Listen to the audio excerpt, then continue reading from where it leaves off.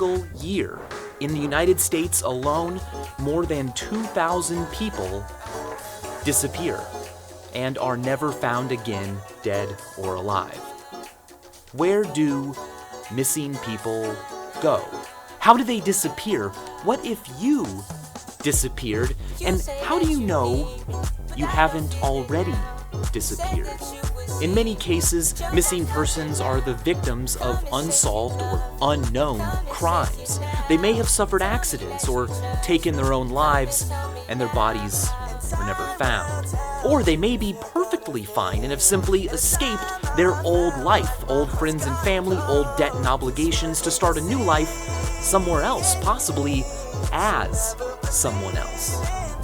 How long would it take for people to notice if you disappeared?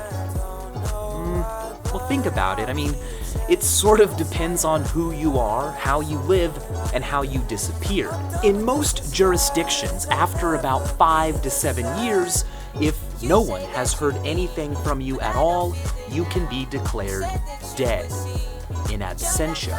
This is what happened to French astronomer Guillaume Le Gentil.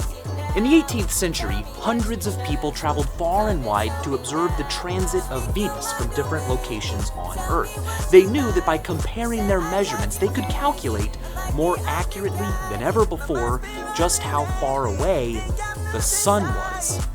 So, Le Gentil left Paris in 1760 for Pondicherry in India. But after a storm blew him off course and the British occupied Pondicherry, he was forced to spend the day of the transit on a boat at sea, which rocked too much for accurate measurements to be taken.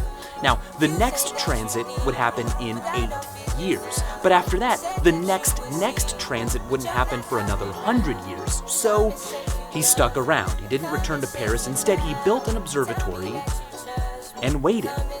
When he finally returned to Paris 11 years after leaving, he found that he had been declared dead. His wife had remarried, his family had plundered his belongings, and his position at the Royal Academy of Sciences had been given to someone else. He never did see the transit of Venus, by the way. On the day that it happened, the sky above him was overcast. We know the human population of Earth.